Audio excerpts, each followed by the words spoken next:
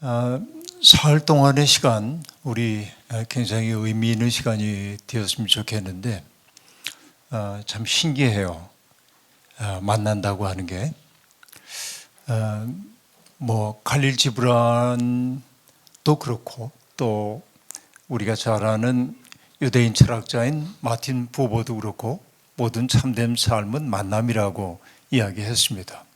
내가 누구를 만나느냐, 또 만남을 통해서 어떤 관계를 맺느냐 하는 것이 우리의 삶을 형성하기 때문에 그러하죠. 오늘 여러분의 앞에 서 있는 저도 그동안 수없이 많은 사람들과의 만남이 빚어낸 하나의 존재라고 얘기할 수 있겠습니다. 운명적으로 주어져 있는 만남도 있었죠. 부모님과 나와의 만남, 이것도 일종의 만남이라고 얘기할 수 있겠습니다. 또 살아가면서 우리는 정말 많은 타자들하고 스치듯 만나죠. 그러면서도 내 인생에 의미 있는 타자로 선택하는 사람들은 그렇게 많지 않습니다. 따지고 보면 교회에서 함께 신앙생활을 하는 사람들은 아주 속되게 얘기하면은 이게 무슨 인연이 있길래 일주일에 한 번 이상을 이렇게 만나는지 모르겠습니다. 이건 정말 어마어마한 사건입니다. 이것은 우리가 만남을 얘기할 때 영어로 meet라고 말하지만 meet라고 하는 것은 스치듯 만나는 그 모든 것들이 meet입니다. 미팅할 때도 똑같죠. 그런데 그 사건을 일으키는 만남이 있죠. 그것을 우린 encounter라고 말합니다. 누구하고 마주쳐서 내가 변화되는 그런 사건들인 거죠. 따지고 보면 인생에서 내 삶의 변곡점을 이루게 만들었던 존재들이 더러더러 있는 거죠. 우연한 사건일 수도 있습니다.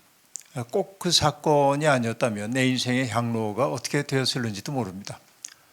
그 만남이라고 하는 것은 그 때문에 사람과의 만남도 있지만은 또 어떤 삶의 계기와의 만남 또한 있는 것이 사실입니다. 예컨대 저 같은 경우에는 청년 시절까지 교회를 다닌 적이 없는데, 그러니까 굉장히 저는 이제 얘기하는데 공장 노동자였는데, 그러다가 이제 교회로 가게 된 계기가 물론 누적되어 온 삶의 내력들이 나로 하여금 교회를 갈 수밖에 없는 상황 속으로 몰아갔는지 모르겠지만은, 그러나 촉발하는 것, 내가 교회에 갈 수밖에 없도록 촉발하는 어떤 계기가 있을 텐데 그것은 우연히 들려온 교회 종소리였습니다. 옛날에는 종을 쳤거든요. 70년대 땡땡 울리는 교회 종소리를 듣고 나도 모르게 저 종소리의 현장으로 가고 싶다 하는 생각이 들었고, 이것이 이제 교회에 첫 발을 들여놓게 됐던 사건입니다. 종소리도 내게 어떤 의미 있는 사건으로 다가왔다고 얘기할 수 있겠죠. 오늘부터 이제 내일 모레까지 진행되는 이 만남 통해서 이 자리에 계신 분들 가운데 몇 분이 될는지 모르지만은 자기의 삶에 의미 있는 만남이 이루어졌다 하는 고백이 나올 수 있으면 참 좋겠어요. 그런 소망을 가지고 이 자리에 와 있습니다. 그리고 또 말씀드리자면은 목사님 금방 말씀하셨는데 목회 제가 은퇴하고 그리고 처음 외부에 나와서 하는 설교가 나들목 꿈꾸는 교회인 것을 기쁘게 생각합니다. 여러분도 기뻐해 주실는지요?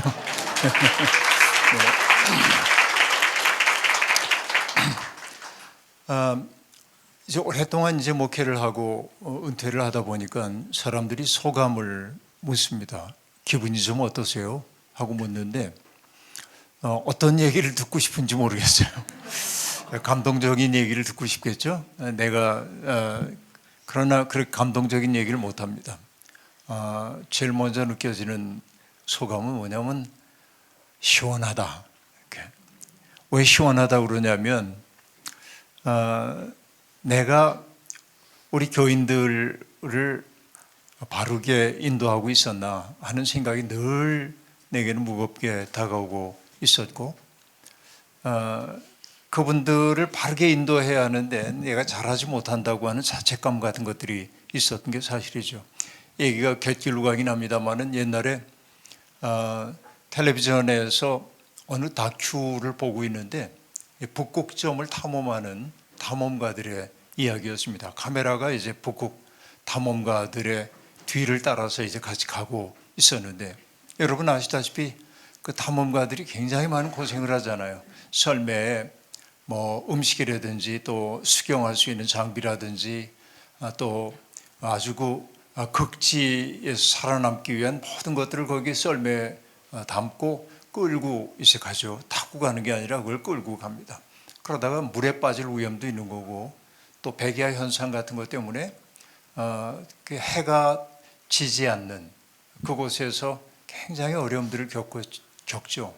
텐트를 쳐놓고 잠을 청하더라도 북극곰이 다가올까 봐 누구 하나는 경계를 서야 하고, 이런 굉장히 어려운 여건입니다. 그러자 사람들이 그런 어려운 여건 속에서 누구 하나가 짜증을 내기 시작하면 힘들어집니다. 그러니까 대원들이 의도적으로 아주 명랑하게 서로를 격려하고 있었습니다. 사소한 실수가 있으면 화를 내는 게 아니라 그걸 이제 서로 놀리면서 즐겁게 그 상황을 이겨내려고 애를 썼습니다. 근데 어느 날 아침 문득 카메라가 딱 현장을 잡고 있는데 탐험대 대장이 한 대원을 막 꼬시는 거예요. 화를 내면서. 그러니까 카메라가 다가가지 못하고 멀리서 이 광경을 찍고 있다가 나중에 대장에게 묻습니다. 무슨 일이 있냐고. 그렇게 묻자 대장이 얘기합니다. 금방 꾸지람을 들었던 그 대원이 어떤 역할을 맡고 있었냐면 GPS를 보고 그날 가야 할 방향을 정확히 가늠해야 하는 역할을 맡고 있는 대원인데, 이 대원이 그만 잘못 봐가지고 하루 길을 다른 길로 간 거예요. 그러니까 대장이 뭐라고 얘기하냐면, 우리가 일상의 삶의 자리에서 하루라고 하는 것은 큰 의미가 없을는지도 모르지만은 이 극지에서의 하루는 대원 전체를 죽음으로 인도할 수도 있다는 거죠. 근데 그 얘기를 듣는 순간 이게 일종의 직업병일 겁니다. 내 역할이 GPS를 보는 거구나. 사람들을 바른 길로 인도해야 하는 게 내 역할이구나. 나는 지금 바른 길로 인도하고 있나? 그 생각을 하는 거예요. 왜냐하면 오늘날 이 한국교회에 소위 지도자를 자처하고 있는 사람들이 한국 교인들을 바르게 인도하지 못했기 때문에 그렇습니다. GPS를 본다고 말하면서도 그들은 실제로 하늘의 뜻을 묻기보다는 자기의 욕망에게 길을 묻는 경우가 제법 많았기 때문에 오늘의 한국교회가 이 지경이 되어버리고 말았다. 그러니까 그 무거운 책임으로부터 벗어난다는 측면에서 시원한데, 또 한편으로는 뭐냐면 내 마음이 매우 무겁고 죄송하다 하는 생각을 가졌습니다. 또 무겁고 죄송하다는 말로도 표현할 수가 없는데 매우 씁쓸하다 이런 생각이었습니다. 왜냐하면 나는 청년 시절에 예수를 믿었다고 여러분께 말씀을 드렸는데 너무나 아름다운 예수에게 사로잡혀서 그 예수를 통해 하나님을 알게 되고 예수님과 하나님을 위해서 내 인생을 바쳐도 좋겠다고 생각하고 이 길로 달려왔는데, 제가 목회한 세월이 43년인데 43년을 목회자로 산 오늘의 현실을 보면은 그 당시보다 한국교회는 훨씬 더 열악해진 상황 속에 놓여 있습니다. 한국교회를 대표한다고 하는 목회자들이 내가 보기에는 사람들을 예수에게로 인도하는 것이 아니고 그릇된 길로 인도한 것 아닌가 하는 그런 의구심이 내 마음속에 많이 들고, 그래서 예수를 믿는다고 하는 사람들이 커진 게 아니라, 여러분 예수를 믿고 하나님을 믿으면 품이 큰 사람이 되어야 합니다. 그런데 예수 믿는 사람들이 너무 협소해져 가지고 작아져서 그런 모습이 믿음인 줄로 알고 사는 것을 보면서 너무 이제 가슴이 아파졌다. 이게 이제 솔직한 제 마음의 느낌입니다. 그래서 요즘에 와서 제가 이제 드는 생각이 뭐냐면, 성경 66권 세세하게 다 얘기할 수 있지만은 며칠 전에도 제가 목회자들 모인 장소에 가가지고서는 사흘 동안 집중 강의를 하고 왔는데 제가 목회자들에게 그런 얘기했습니다. 어느 분이 성경 전체를 10분 동안에 얘기해 주세요 하고 얘기하면 우리는 10분 동안 성경의 핵심을 얘기할 수 있는 능력이 있어야 한다. 5분 동안 얘기해 달라고 그러면 5분 동안에 핵심을 얘기할 수 있어야 한다. 옛날 사람들이 공부할 때 그 공부를 뭐라고 얘기하냐면 박이약지 그러거든요. 두터울 박자입니다. 두텁게 공부해야 되지만은 그것을 요약할 수 있어야 돼. 한 문장으로라도. 그렇죠?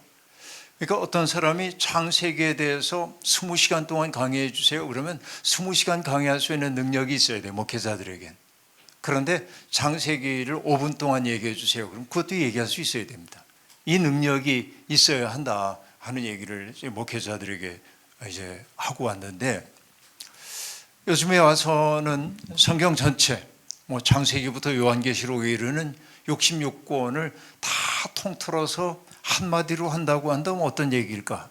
이 질문을 스스로 던지게 됩니다. 오래전에 이제 독일의 신학자인 한스 퀸이라고 하는 사람이 독일 말로 크리스트자인이라는 책을 썼습니다. 그 번역되기를 왜 그리스도인인가 이렇게 우리말로 번역이 됐는데 큰 책인데 왜 우리는 하필이면 기독교인인가 이 질문을 던집니다. 그리고 그 질문을 풀어가는 게 방대한 분량의 책이에요. 근데 그 책의 결론 부분에 왜 그리스도인인가 할 때 결론 부분에 한 문장으로 얘기합니다. 참으로 인간이고자 그런단 말이에요. 참으로 인간이고자 우리는 그리스도인이다. 내가 예수 믿는 사람이 된다고 하는 것은 참 사람이 되기 위한 거다라고 얘기합니다. 그럼 우리는 지금 그 참 사람의 길로 가고 있는가 생각해 보는 거죠. 여러분, 내가 이 세상에 없지 않고 있다는 게 얼마나 큰 신비인지 모릅니다. 종종 제가 이제 사람들에게 그런 얘기를 하는데요. 몇 년 전부터 제 마음을 사로잡고 있는 것이 하나 있는데 1977년인가 미국 나사 항공우주국이 보이저 1, 2호를 쏘아 올립니다. 이 태양계의 행성들을 이제 연구하기 위해서 보이저를 쏘아 올렸습니다.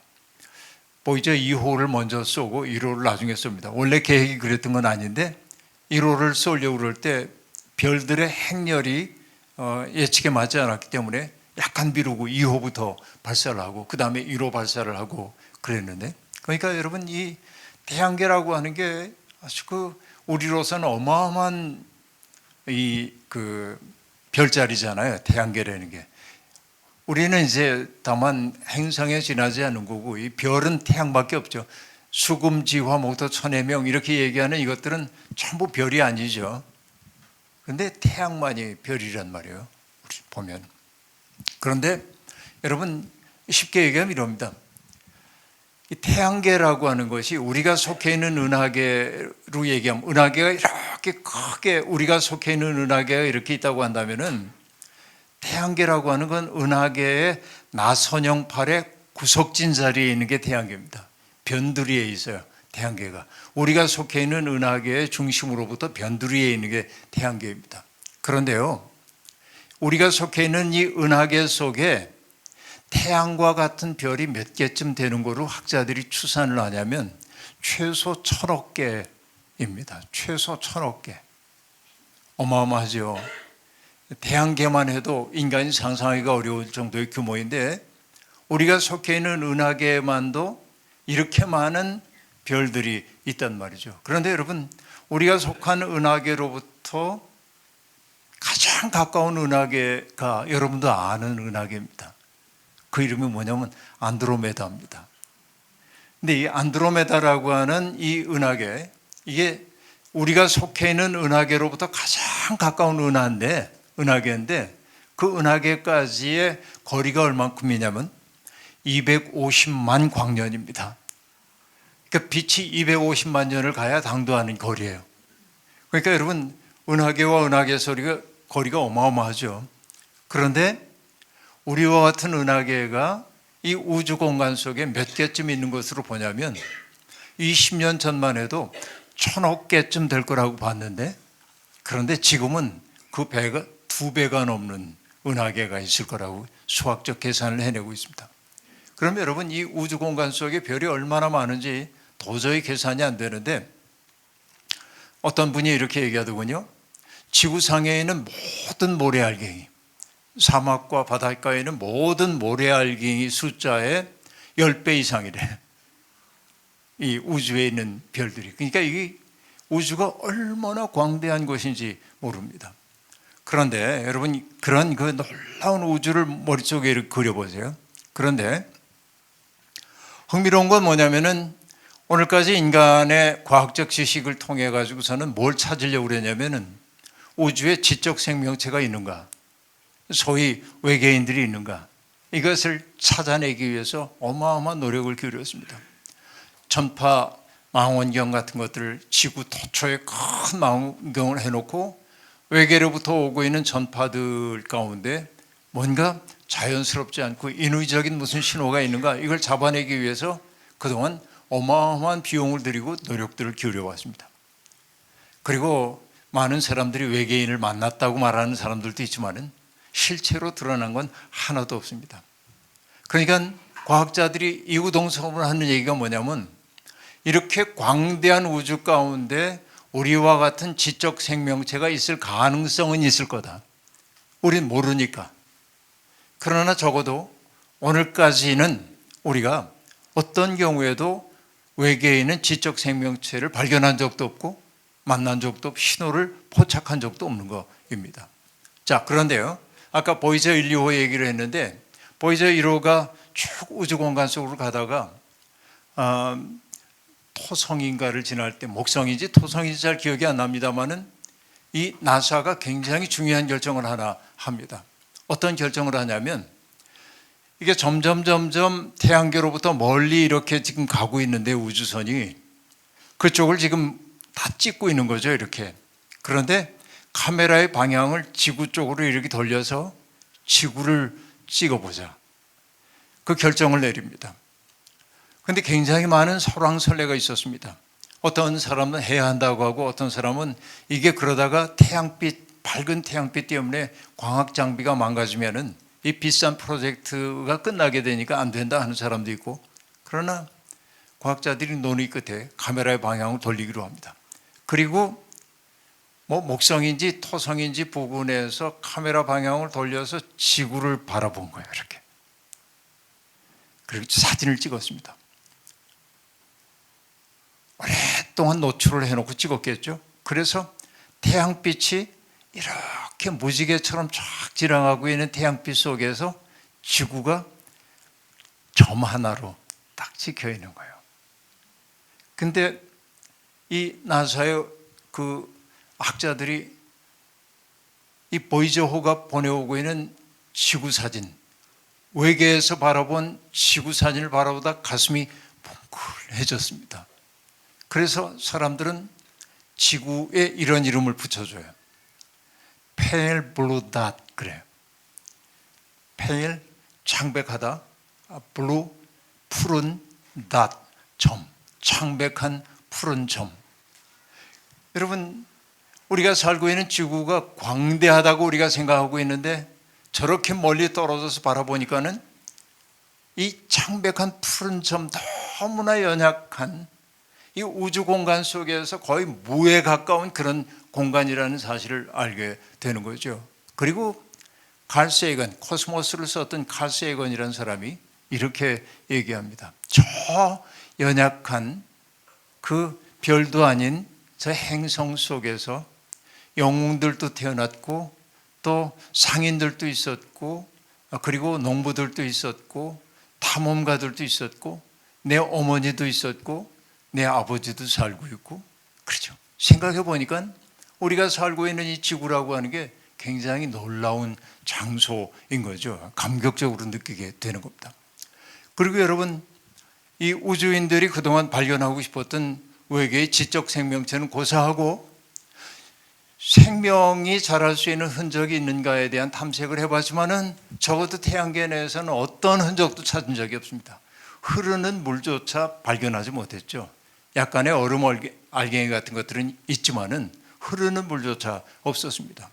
물이 있어야 생명이 탄생할 텐데 생명의 흔적을 찾을 수가 없는 겁니다. 자, 그걸 보니까 더욱더 여러분 그 광대한 우주 가운데 인간이 과학을 통해서 지금까지 알아낸 거에 의하면 오직 지구에만 생명이 살고 있는 거예요. 우리가 아는 한. 여러분 이런 그 천문학적 지식을 가지고 가만히 이렇게 바라보면요, 어느 날 제가 시냇물을 이렇게 바라보고 있는데 흘러가잖아요. 시냇물이 졸졸졸졸. 내가 기적 앞에 서 있구나. 지금 우주적 기적 앞에 지금 내가 서 있구나. 응? 봄이 되어가지고선 여러분 대지에서 새싹들이 이렇게 돋아난단 말이에요. 이게 우주적 기적. 인간의 어떤 과학기술로도 발견해낼 수 없었던 우주적 기적이 지금 내 앞에서 탄생하고 있는 거구나. 이런 걸 느껴요. 그렇죠. 정말로 그러합니다. 그래서 여러분 유대인의 기도문 가운데 일부가 어떤 기도문이 있냐면 우리는 기적들 사이를 시각장애인처럼 무심코 지나갑니다. 이렇게 말한단 말이에요. 그러니까 여러분 지금 내가 이 세상에 없지 않고 여기에 있다는 것, 특별히 여러분 이 우주의 장구한 역사에 비하면 인간의 탄생은 여러분 그것을 1년으로 얘기하자면 인간이 언제 왔냐면 12월 31일 9시 몇 분에 30 몇 분에 와요. 인간은 이 우주의 역사에서 보자고 한다면. 그런데 인간이 내가 이 세상에 있다고 하는 것이 얼마나 놀라운 사실인가. 이 자리에 계신 분들 한 분 한 분이 이거 뭔지 아십니까? 우주적 기적이다. 나라고 하는 존재는 우주적 기적이에요. 그러니까 여러분 우리가 살고 있는 세상은 끝없이 누군가를 비교하면서 잘났네 못났네 하고 말하지만은 여러분 세상 모든 사람들이 가장 못났다고 말하는 사람조차 뭐냐면 우주적 기적이에요. 우주 전체에서 보자고 한다면 그럼 우린 기적들 앞에 있는 거예요. 지금 여러분 옆에 있는 분들이 우주적 기적이란 말이에요. 이게 저는 이 사실을 우리가 깨달았으면 좋겠어요. 많은 사람들이 얘기를 합니다. 어떤 사람이 물 위를 걷는다고 한다면 기적이라고 얘기합니다. 그러나 우리가 대지를 걷는다고 하는 걸 기적으로 여기지 않아요. 이게 얼마나 큰 기적인지 모릅니다. 죽었던 사람이 살아남 기적이라고 말합니다. 내가 오늘 호흡이 끊어지지 않고 숨 쉬는 게 기적이라는 사실은 사람들이 알아차리지 못합니다. 내가 사랑해야 할 사람이 내 곁에 있다는 것이 기적이라는 사실을 알지 못합니다. 나를 누군가가 사랑해 준다고 하는 사실이 기적임을 알지 못해요. 이걸 나는 뭐라고 하냐면 생명에 대한 낭비라 그렇게 생각해요. 여러분 잊지 마세요. 나라고 하는 건 정말 우주적 기적이다. 사람은 자꾸 비교를 하게 되죠. 아까 찬양을 한 여기 형제가 계신데 이 형제 옆에 제가 서면은 저는 키가 작은 사람입니다. 장신이고요, 그죠? 근데 여러분 여기 이제 키가 아주 작은 어린이가 있다고 한다면 그 옆에 있으면 저는 큽니다. 그죠? 비교의 대상이 누구냐에 따라서 다른 거예요. 그러니까 우리는 그 비교할 이유가 없어요. 그냥 내가 기적인 거예요. 내가 있다는 사실 그 자체가. 그래서 여러분 돌아가셨지만 시인인 구상 선생님이 말씀의 실상이라고 하는 시에서 이렇게 노래하는데 앞부분만 얘기하자면 이렇게 얘기합니다. 내 눈에 끼었던 무명의 백태가 벗겨지는 순간 만유일체가 기적임을 깨닫습니다. 노상 무심하게 뻗은 손가락이 10개인 것도 놀랍고 울 밑에 피어나는 개나리꽃도 부활의 시범을 보듯 사뭇 황홀합니다. 이 장막한 우주 가운데 나라고 하는 존재가 꿈틀거리고 존재한다는 사실이 기적이라는 사실을 깨닫게 된단 말이죠. 그러니까 여러분 오늘 다른 거 없어요. 우리가 하나님을 믿는 사람이라고 하는 것은 결국 뭐냐면 내 삶이 기적이라고 하는 사실을 받아들이고 사는 거예요. 이게 무엇보다 중요하다. 저는 이렇게 느끼고 있습니다. 자, 많은 사람들이 하나님은 세상을 창조하셨다고 고백을 하고 있습니다. 많은 사람들이 하나님이 창조하셨다고 얘기하면 무신론적 과학주의자들은 우리를 비웃습니다. 무슨 하나님이 세상을 창조해? 이건 다 우연한 탄생일 뿐이지. 옛날에 뭐 빅뱅이 일어났고 0.00 몇 초 사이에 어떻게 확산되어 가고 우주가 커져가고 있고 뭐 이렇게 설명을 한단 말이에요. 여긴 신의 뜻 같은 거 아무것도 없어. 이렇게 얘기합니다. 많은 과학자들이. 그리고 또 얘기하죠. 진화론자들과 창조론자들 사이에 싸움이 벌어집니다. 네가 옳으니 내가 옳으니.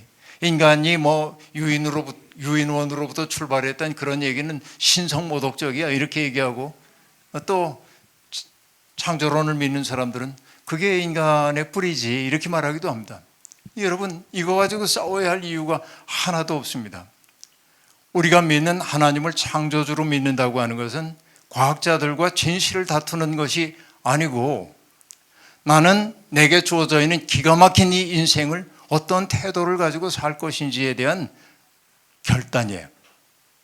하나님을 창조주로 믿는다고 하는 말 속에 담겨있는 의미는 그런 거란 말이에요. 예컨대 여러분 이렇게 얘기해 볼까요? 여러분 하나님이 세상을 창조하셨음을 믿습니까? 여러분 아멘 했어요. 책임져야 돼요 이젠. 그럼 여러분 최호남 목사님을 하나님이 창조하신 것을 믿습니까? 소리가 그렇게 크지가 않는데 아무 소리가 어떻게 된 겁니까?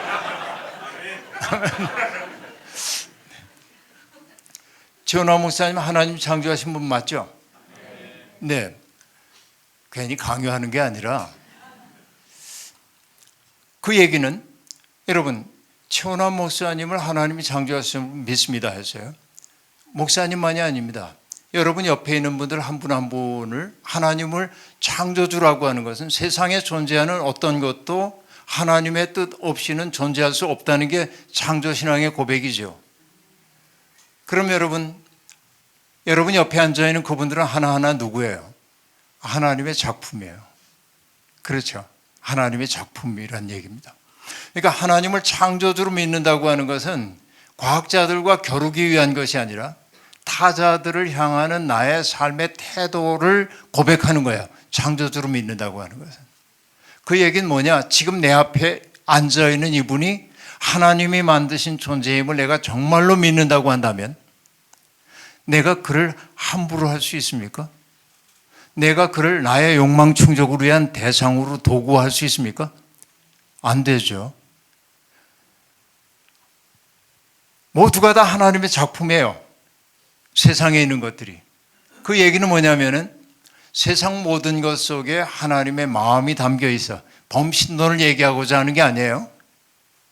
이 세상의 모든 것 속에 하나님의 숨결이 담겨 있다고 한다면 하나님을 창조주로 믿는 사람들의 삶의 자세는 어떻게 해야 할까요?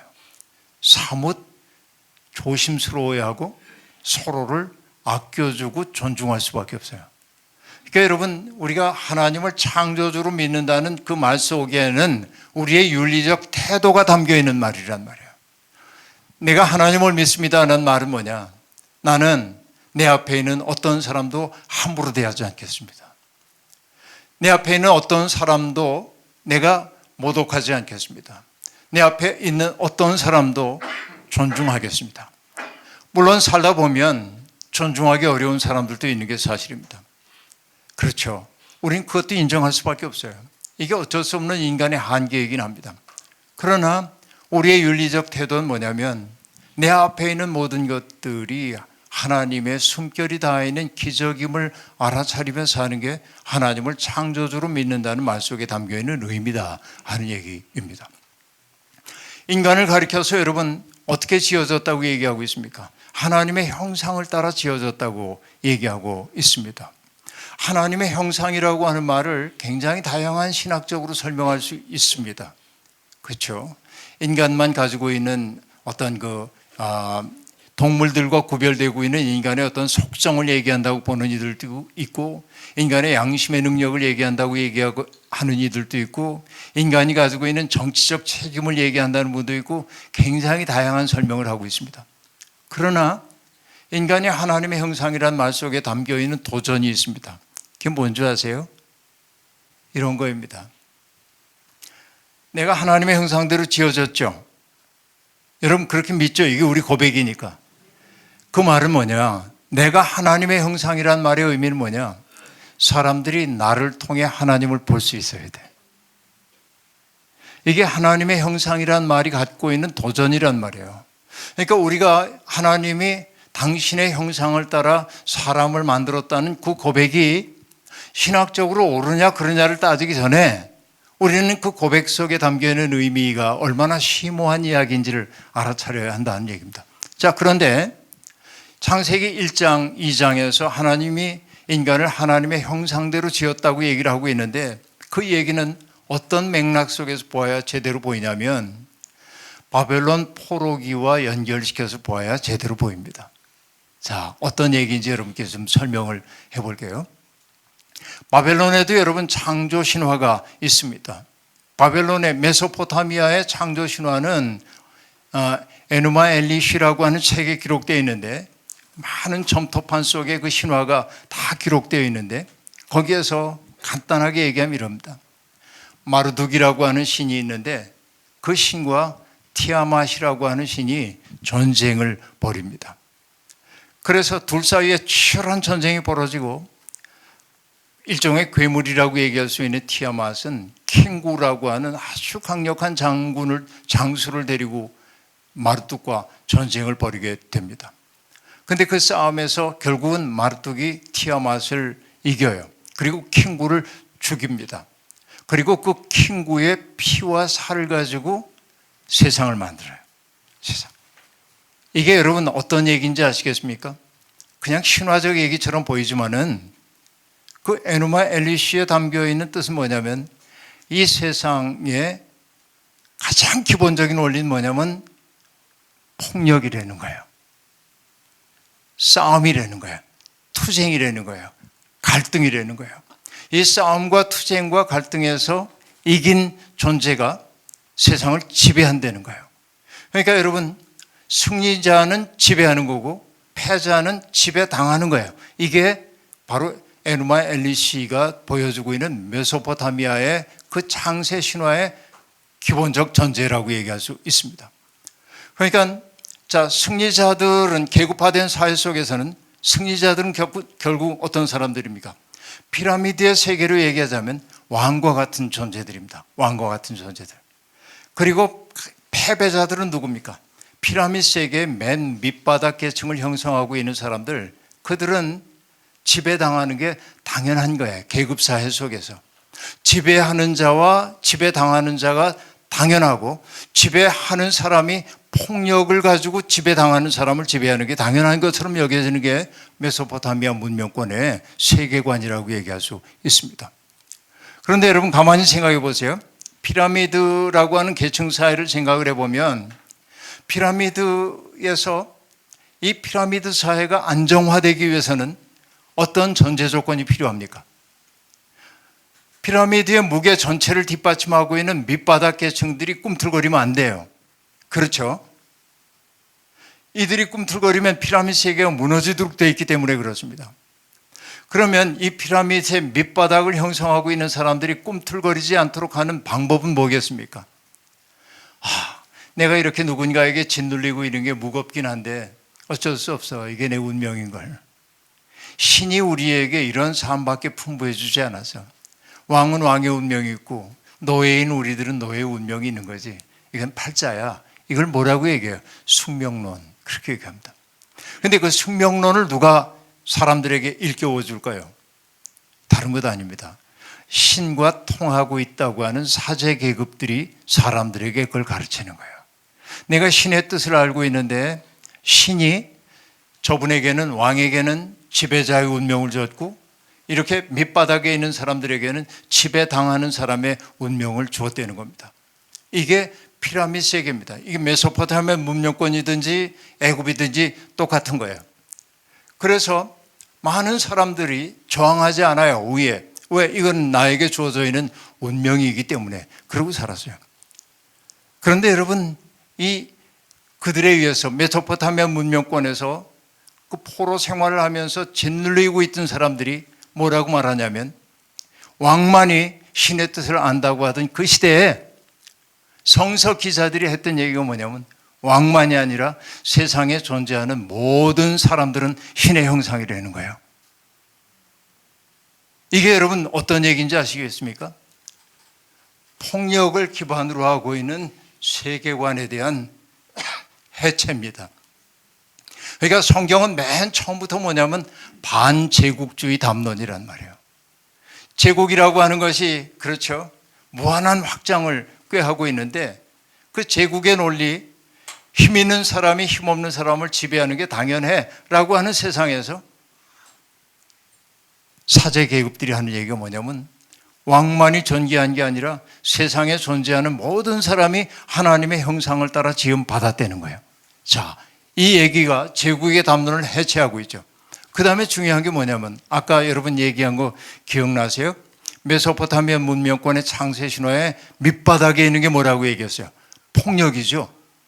폭력을 통해서 힘의 우위를 결정하는 것, 이게 세계를 굴러가게 만드는 기본 원리라고 얘기하는 거예요. 창조는 폭력을 통해 이루어지는 겁니다. 그런데 여러분, 이 사제 계급들이 뭐라고 얘기합니까? 하나님이 세상 창조하신 얘기를 하면서 이렇게 얘기합니다. 태초에 하나님이 천지를 창조하시니라 기본적으로 얘기한 다음에 땅이 혼돈하고 공허하며 흑암이 깊음 위에 있었다 하고 말합니다. 땅이 혼돈합니다. 공허합니다. 흑암이 깊음 위에 있습니다. 여러분, 여기에 공허, 혼돈, 또 어둠, 흑암이라는 거, 이것은 여러분 우리의 인생의 경험으로 얘기하자면 내 인생이 행복하고 봄날처럼 따뜻하고 그럴 때 쓰는 표현입니까? 아니면은 내 인생이 겨울처럼 차갑고 냉랭하고 절망이 엄습할 때 쓰는 표현입니까? 그건 절망이죠. 뭐 물을 것도 없이, 그죠? 땅이 혼돈하고 그리고 공허하고 흑암이 깊음 위에 있었다. 이것은 여러분 그냥 창조 이야기를 하기 위해서 갖다 쓴 말이 아니라 바벨론의 포로 생활을 하고 있었던 사람들의 실존적 어둠을 그대로 반영해 주고 있단 말이에요. 자, 이렇게 여러분 보시면 되겠습니다. 바벨론 사람들이 이스라엘 사람들을 포로로 잡아가지고 가서 좋은 땅에, 비옥한 땅에 아주 좋은 곳에 집을 주면서 먼 길 오셨으니 여기 사세요 그랬을까요? 그러지 않잖아요. 아주 척박한 곳에 그들을 살게 만들었습니다. 그래서 이 유대인들이 집단을 이루어 살게 된 곳이 대개 어디냐면 유프라테스 강과 티그리스 강이 늘 범람하는 혼란의 지역 속에 그들의 삶의 터전을 만드는 거예요. 그러니까 그들은 정말로 잡혀간 것도 서러운데 어떻게든 먹고 살기 위해서 씨를 뿌리고 엿옷 얻던 씨를 뿌리고 가족들 건사하고 살려고 정말 누추하나마 집을 이렇게 짓고 이 정도면 그래도 비는 피할 수 있겠다. 그럴 때 큰 비가 내려와 가지고서는 강이 범람해서 다 쓸고 가는 거예요. 시커먼 강물이 몰려와 가지고서는 기껏 농사지어서 수확을 앞두고 있던 것들 다 쓸어가고 내 집도 다 쓸어가고 그러면 여러분 어떻습니까? 살 희망이 없잖아요. 그 상황이 뭔지 아십니까? 땅이 혼돈하고 공허하며 흑암이 깊음 위에 있었다. 여러분, 제국에 의해서 유린당하고 제국에 의해서 짓밟힌 사람들의 절망스러운 상황이 그 말 속에 다 담겨 있는 거예요. 그런데 성경은 그 다음에 뭐라고 얘기하냐면은 하나님의 신이 수면 위를 운행하시니라 이렇게 말합니다. 하나님의 신이 수면 위를 운행했대. 그 얘기는 뭐예요? 하나님의 영이, 마음이 그 혼돈에 빠져있는 그 세계를 쫙 감싸 안은 거야. 마치 암탉이 그 병아리들을 품에 안는 것처럼. 여러분, 여기에 이제 연세 드신 분들 가운데 농촌 생활의 경험이 있는 분들이 있는지 모르겠는데 저도 어린 시절을 시골에서 보냈기 때문에 마당에서 이렇게 놀다 보면 뭐 닭들도 나와가지고서 모이를 쪼고 그 시궁창 같은 데서 수탉 같은 게 이렇게 헤쳐가지고 지렁이 같은 거 나오면은 아주 잘난 척하고 부르거든요. 새끼들을 아주 의기양양해가지고 불러요. 이게 먹게. 그거 보면 참 대단하죠. 그렇게 이제 하는데 우리도 이제 마당에서 뭐 닭들하고 어울려가지고 놀고 있는데 닭들은 주인들을 경계하지 않죠. 주인이지 아니까. 근데 여러분, 마당에서 딱 있다 보면 그림자 하나가 싹 나타납니다. 그게 뭐냐? 솔개예요. 솔개가 딱 떠서 마당에 그림자를 딱 들이우게 되면 암탉이 제일 먼저 알아요. 그래서 다급하게 구구구구 하고 부릅니다. 그럼 여기저기 흩어져 있던 병아리들이 확 와서 그 어미닭의 품속에, 날개죽지 속에 쭉 다 들어가요. 이게 뭐냐면 하나님의 신이 수면을 운행하셨다는 말은 그런 거예요. 다 감싸 안아요. 따뜻하게. 어떤 얘기냐면 내 삶의 기반이 다 무너졌어요. 살고 싶지 않아요. 죽고 싶어요. 더 이상 어떤 희망도 없는 것처럼 보여요. 내 마음이 얼음장처럼 차가워졌어요. 그때 누군가 다가와주고서는 다독거리는, 따뜻하게 품어 안아. 그리고 그 온기가 내게 느껴질 때 첫 번째 터져 나오는 얘기가 뭐냐면 빛이 있으라. 그죠? 빛이 있으라. 그러자 빛이 있었다 하고 얘기합니다. 근데 창조의 첫날 만들어진 그 빛은 창조의 넷째 날 만들어진 해와 달과 별이, 사실은 해와 달과 별이라고 안 하죠. 큰 빛과 작은 빛들이 비추어주는 빛이 아닙니다. 그것이 있기 전에 근원적인 빛이죠. 전 그걸 뭐라고 생각하냐면, 여러분, 하나님이 맨 먼저 인간의 절망 속에 희망의 빛을 창조하셨다, 그렇게 믿어요. 빛이 있으라 그랬어요. 근데 여러분, 여기에 빛이라고 하는 히브리어가 어디에 또 쓰여졌냐면, 나중에 출애굽 공동체가 출애굽하기 전에 10번의 재앙이 내리게 되는데 그 9번째 재앙이 뭔지 여러분 아시죠? 흑암의 재앙입니다.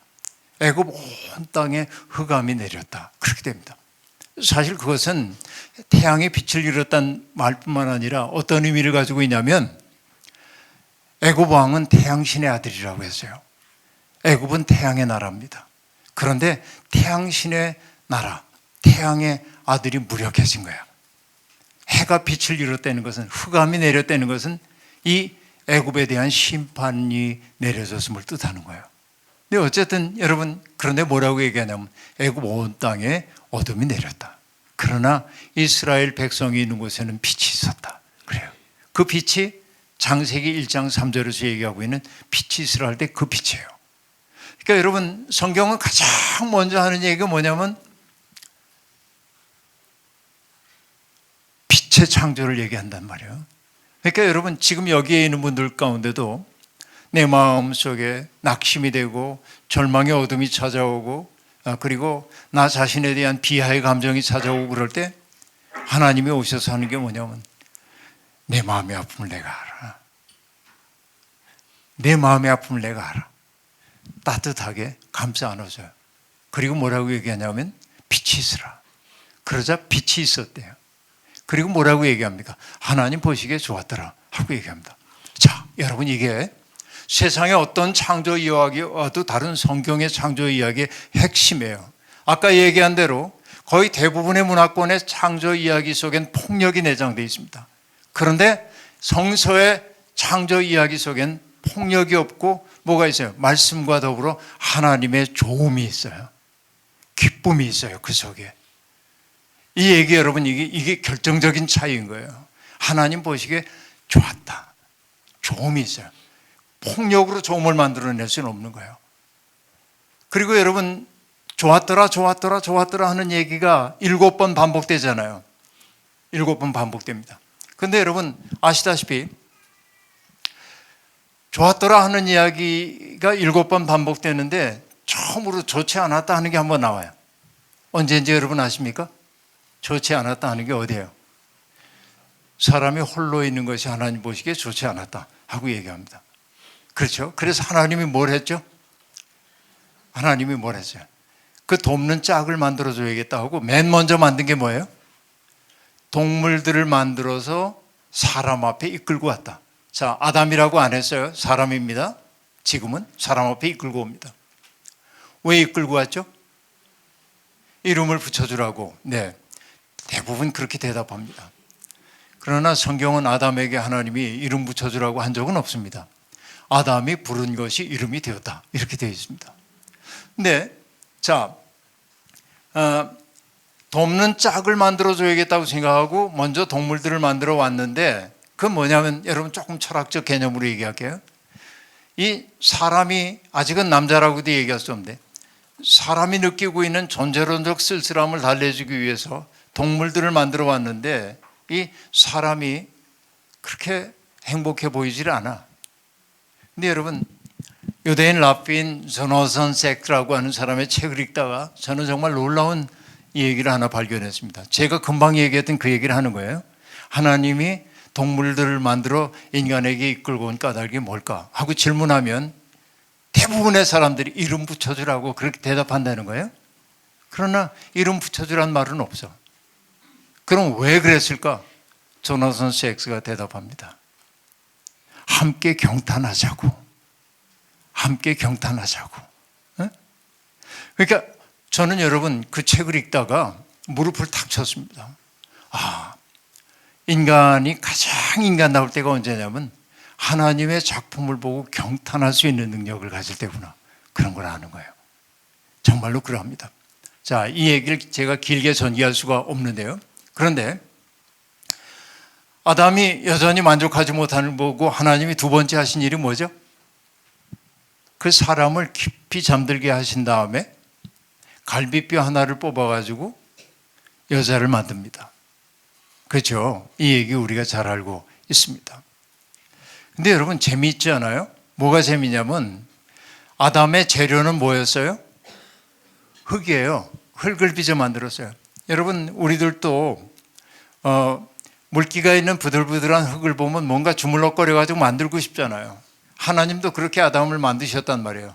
코에다가 생기를 불어넣기도 하고요. 그럼 여러분 아담의 짝을 만드는 게 하나님이 흙을 가지고 만드실 수 있잖아요. 근데 흙을 가지고 만들지 않고 그를 잠들게 하고 굳이 그의 갈비뼈를 뽑아가지고 만들었대요. 이상하잖아요. 왜 그러셨을까요? 생각해 본 적 없으시죠? 왜 그랬는지. 그래서 여러분 여성신학자인 구미정 박사는 농담으로 이렇게 얘기합니다. 농담으로 뭐라고 얘기하냐면 남자는 재료가 흙이기 때문에 잘 깨지고 여자는 뼈로 만들었기 때문에 본 차이나처럼 잘 안 깨진대. 이건 신학적 진술이 아니고 신학적 농담일 뿐입니다만은. 네. 여하튼 그런데 여러분 갈비뼈라고 하는 게 옛날에 이제 못난 남자들은 뭐라고 얘기하냐면 여자는 남자의 갈비뼈 하나야. 남자의 어깨 아래야. 계급적으로 그걸 이해했어요. 근데 그것은 무지한 얘기입니다. 사실 메소포타미아 문명권에서 갈비뼈라고 하는 말은 뭐냐면 수메르 아카도 문명에서 똑같아요. 뭘 뜻하냐? 절친한 친구, 생명을 나눈 사이를 뜻해요. 그러니까 여러분 기가 막힌 거예요. 하나님이 새로운 아담의 돕는 배필을 만들기 위해서 갈비뼈를 뽑아서 만들었다고 하는 것은 뭘 얘기하냐면 두 사람은 서로에게 공속된 존재라고 하는 거예요. 다시 얘기하면 이 얘기가 뭔지 아십니까? 너 없이는 나도 없다 그 얘기예요. 그래서 여러분 잠에서 깨어난 아담이 맨 먼저 했던 말이 뭡니까? 이제야 나타났구나 이 사람. 뼈도 나의 뼈, 살도 나의 살, 남자에게서 나왔으니 여자라 하리라 이렇게 말합니다. 뼈도 나의 뼈, 살도 나의 살이라는 걸 소유의 개념으로 보면 안 되고 그 얘기는 뭐냐? 당신과 나는 뼈로 연결된 사이. 당신과 나는 둘이 아닌 하나란 말이에요. 여러분 이게 대중문화적으로 탁 나타난 게 여러분 뭔지 아십니까? 드라마에서 나타난 거? 저는 드라마 안 보지만 옛날에 그 유명한 말이 있어요. 아프냐? 나도 아프다고. 왜 내가 아픈데 내가 아파요? 하나이기 때문에 그래요. 우리를 하나 되게 하는 건 뭐예요? 사랑이죠. 사랑하는 대상이 아프면 나도 아픈 거예요. 그렇죠? 제가 이제 손자가 하나하고 손녀가 셋입니다. 그러니까 내가 그냥 아버지일 때 느끼지 못하는 사랑을 제가 느껴요. 손녀들에게. 난 이렇게 고백합니다. 내 속에 이런 사랑이 있었나? 그 사랑이 연결해요. 하나로. 그 아이가 고통을 겪으면 그대로 내 고통이에요. 사랑이 연결하는 거예요. 이게. 여러분 그래서 또 다른 드라마에서는 이렇게 얘기하죠. 내 속에 너 있다. 그게 그 얘기란 말이에요. 근데 그게 정확하게 뭐냐면은 사랑의 본질을 나타내요. 사람은 어떤 존재냐? 너 없이는 존재할 수 없다고요. 그래서 여러분, 정현성 선생, 시인인 정현성 선생님은 비스듬이라고 하는 시에서 이렇게 노래합니다. 세상에 모든 게 서로 비스듬히 기대고 있다는 겁니다. 세상의 모든 게 다 그래요. 사람 인자를 봐도 그래요. 둘이 기대고 있는 모습입니다. 그렇죠? 기왕 한자 얘기했으니까 제 쪽에서 보면 이렇게 인자를 이렇게 쓰잖아요. 둘이 기대고 있는 모습이에요. 둘 사이에 마땅히 있어야 할 그 관계의 내용이 뭐냐면 사람 인변의 두 이자예요. 그건 뭐예요? 어질인자이죠. 근데 사람들이 한자어에서 이걸 어질다라고 풀지만은 한자를 좀 아는 사람들은 압니다. 그 인이라는 게 씨앗이야. 씨앗을 뜻해요. 그러니까 도인 그러면은 뭐냐면 복숭아 씨앗이에요. 그러니까 여러분, 인간이 서로를 사랑하는 것은, 서로를 귀하게 여기는 것은 뭐냐면 사람 때문에 씨앗이란 뜻이에요. 그게. 근데 여하튼 자, 이 세상의 모든 것들이 비스듬히 기대고 있어요 하고 얘기합니다. 우리는 기대는 게 많은데 내가 기대는 게 맑으면 나도 맑아지고 내가 기대는 게 흐리면은 나도 흐려지는 거죠. 슬픔을 당한 사람을 내가 기대면 나도 슬퍼지는 거죠. 이게 인간이에요. 그렇죠? 이게 인간의 인간됨이라는 거예요. 이게 소외되기 이전의 인간의 모습입니다. 너의 고통 때문에 내가 아파하는 거죠. 이게 하나님의 형상으로서의 인간의 모습이에요. 오늘 우리는 어떻습니까? 무정한 사람이 되어 있지 않습니까? 타자들의 고통 앞에서 등 돌리는 사람이지 않습니까? 그래서 여러분, 프랑스 사람들이 가장 존경했다고 하는 아베 피에르라고 하는 신부님은 이렇게 얘기합니다. 세상에는 믿는 사람과 믿지 않는 사람이 있는 것이 아니라 고통 앞에 등 돌리는 사람과 고통을 향해 나가는 사람이 있다고 얘기합니다. 하나님 보시기에도 그럴 겁니다. 우리는 이런 하나님의 기가 막힌 창조물로 이 세상에 왔어요. 그러니까 여러분, 창조신앙의 핵심이 어디에 있다고 얘기를 했냐면 바로 여기에 있는 겁니다. 너를 귀히 여기고 내가 하나님의 작품을 인정하면서 아끼고 존귀히 여기는 게 창조신앙의 핵심이고, 그리고 우리가 하나님을 창조주로 믿는다고 하는 얘기는 뭐 진화론자들하고 싸우자는 얘기도 아니고 무신론적 과학주의자와 싸우자는 얘기도 아니고 내가 이 세상에 있다는 것이 기적이라고 하는 사실을 알아차리는 거, 내 삶이 무한히 값지다고 하는 사실을 받아들이면서 하는 거라고 하는 얘기예요. 이게 하나님을 창조주로 믿는 거예요. 아까 목사님한테는 제가 뭐라고 얘기했냐면 설교 1시간이면 충분하죠 하고 얘기했는데 거의 1시간이 되어 오는데 조금 더 얘기해도 괜찮아요? 뭐 조금만 더 할게요. 제가 자주 오겠습니까? 뭐. 네. 자, 출애굽기 얘기를 하려고 그래요. 어떤 얘기냐면, 자, 이게 인간의 기본이에요.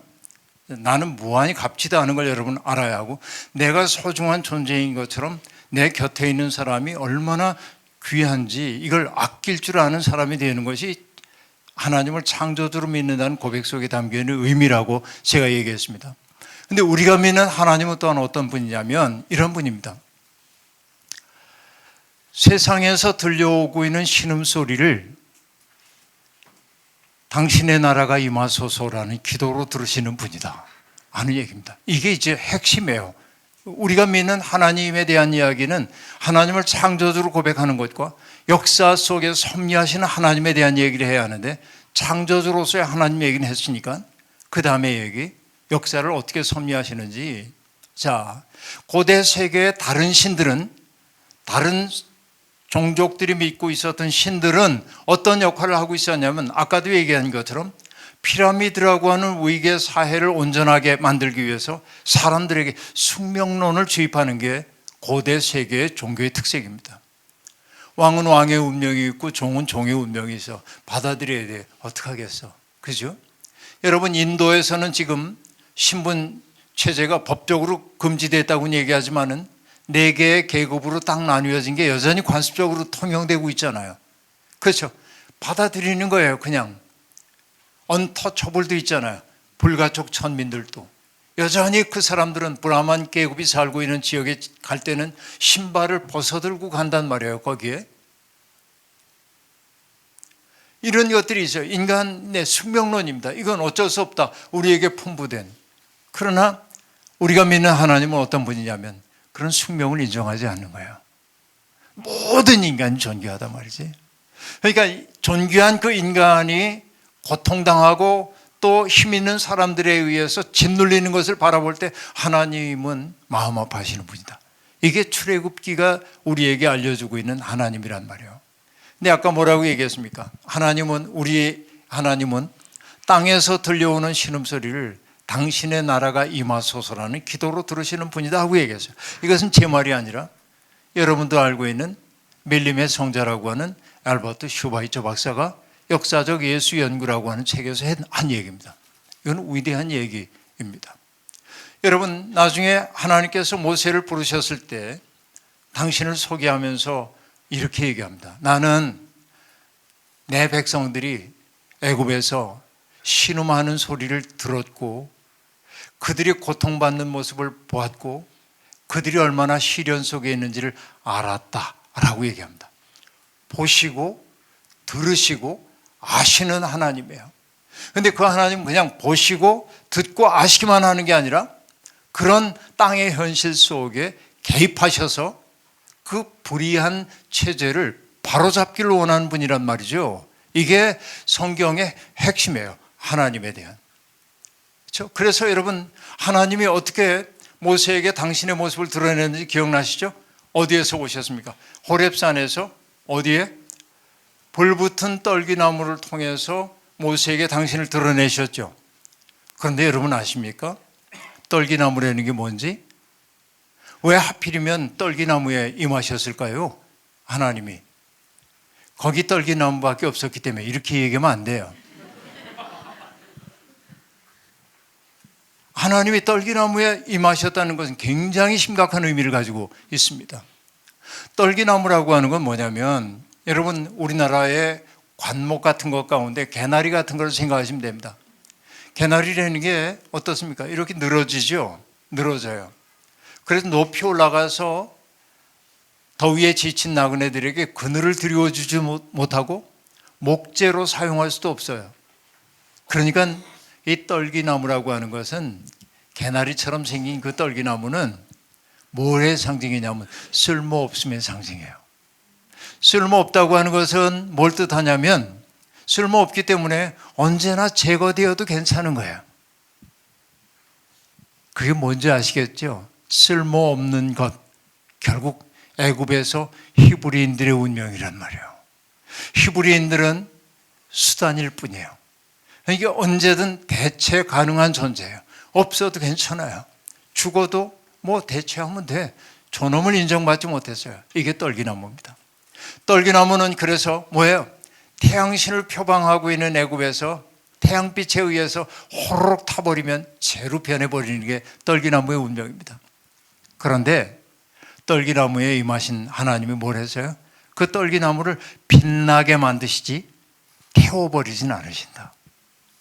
그러니까 여러분 이 떨기나무 속에 임재하신 하나님에 대한 얘기는 뭐냐면 세상에서 쓸모없다고 여겨지고 있는 사람들, 가장 천하다고 일컬어지고 있는 사람들, 그들 속에 임하셔서 그들을 빛나는 존재로 만들어주시는 분이단 말이죠. 마치 여러분 신약으로 얘기하자면 갈릴리 어부들에게 찾아오셔서 예수님이 나를 따라와라, 내가 너희를 사람 낚는 어부가 되게 하겠다 해서 그들을 새로운 인류의 초석으로 삼잖아요. 헬라의 유명한 철학자들 그들을 통해서 새로운 역사 이루지 않잖아요. 하나님이 하시는 일은 그러합니다. 그래서 여러분 고린도 전서에도 얘기하죠. 우리가 처음 믿을 때 유력한 사람이 있지 않았다. 하나님은 어리석은 자들을 택해서 지혜로운 자들을 부끄럽게 만들어서 연약한 자들을 들어서 힘 있는 자들을 부끄럽게 만드셨다고 얘기합니다. 이게 출애굽에서 모습을 드러낸 하나님의 모습 그대로인 거예요. 여러분 우리가 어떤 하나님을 믿는지를 분명히 알고 있어야 합니다. 하나님은 누구에게 관심이 많아요? 세상에서 고통당하는 사람들, 세상에서 천덕꾸러기 취급받는 사람들, 그들을 인간적으로 살게 만들어주는, 그들이 존엄을 유지하며 살 수 있도록 만드는, 그들이 자기 비하에 빠지지 않고 자기의 삶을 한껏 살 수 있도록 돕는 일이 하나님의 관심이에요. 우리는 그런 하나님 믿는 거예요. 제가 첫머리에 여러분께 말씀드리면서 우리가 한국교회가 하나님에 대해서, 예수 그리스도에 대해서 잘못 이해하고 있다라고 얘기하는 게 뭐냐면 바로 이런 겁니다. 우리가 이런 하나님 믿는다고 한다면 교회에 설 자리는 어디입니까? 교회에 설 자리. 떨기나무의 운명 속에 있는 사람들과 함께 해야 되잖아요. 우리끼리 행복하면 안 되잖아요. 여러분, 나들목교회가 훌륭한 교회인가 합니다. 우리 교회는 특별해, 우리 교회는 달라, 이 자랑만 하고 있으면 안 된다, 그런 얘기예요. 지금 아파하고 있는 사람들, 그렇죠?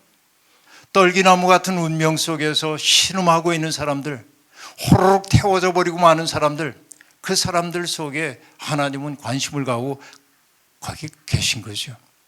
바로 그곳이 부활하신 주님이 먼저 간다고 얘기했던 갈릴리죠.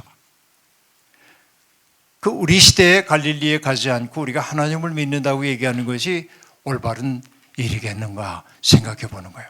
자, 우리가 믿는 하나님, 창조주 하나님, 역사를 섭리하시는 하나님, 그런데 그 하나님은 어떤 하나님이냐면 무소부재한 분, 영원 불변한 분, 그렇게 철학자들의 하나님이 아니라 하나님은 어떤 분? 고통받는 이들에게 관심이 많아요. 제가 옛날에 신학 공부할 때 미국에서 머니노라고 하는 남미의 해방신학자의 책을 읽는데 그 책의 중간에 그 소제목이 나오는데 뭐냐면 God하고 하나님, Who takes side 그래요. 편드시는 하나님. 우리 뭐냐면 하나님을 얘기할 때 불편부당하다 그렇게 얘기하잖아요. 하나님은 불편부당하신 분이야. 그런데 그가 얘기합니다. 하나님 편드시는 분이래요. 왜? 그래야만 고통받는 사람들이 일어서시기 때문에. 여러분, 대학의 8.5 가운데 이런 대목 나오죠. 수신제가 지구편천하 하고 얘기합니다. 제가라는 게 뭔지 아세요? 제가 가지런할 제자를 씁니다. 집에도 보면 어떤 자식은 기가 승해가지고 잘난 척 하는 친구가 있고 어떤 자식은 능력이 있는데도 그냥 기가 죽어가지고선 짓눌려 지내는 애도 있어요. 그럼 부모의 역할은 뭡니까? 너무 기가 승한 아이는 좀 낮춰줘야 돼. 그래야 사람 노릇하는 거예요. 그리고 너무 뒤처진 녀석은 뭐 해야 합니까? 북돋워서 일으켜 세워줘야죠. 이게 제가예요. 우리가 믿는 하나님은 똑같아요.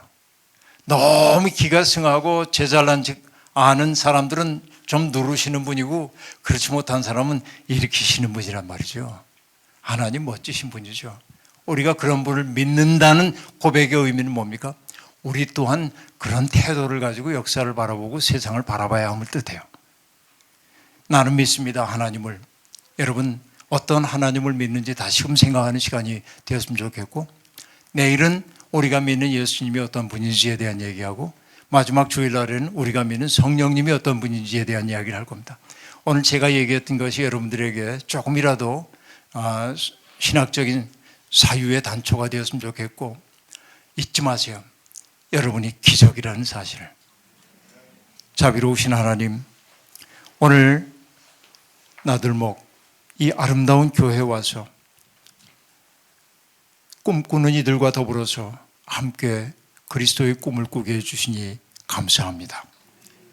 우리가 하나님을 믿는다고 고백하면서도 하나님이 어떤 분인지 제대로 알지 못하고 살아왔음을 고백합니다. 하나님을 창조주로 고백하면서도 하나님의 걸작품인 사람들을 함부로 대할 때도 많았고 하나님의 숨결이 닿아 있는 이 세계를 함부로 착취하기도 했던 것이 우리의 삶입니다. 하나님의 역사를 섭리하신다고 믿고 고백하면서도 고통의 자리를 한사코 외면하며 살아온 우리들이기도 했습니다. 하나님, 우리가 바른 믿음을 갖기를 원합니다.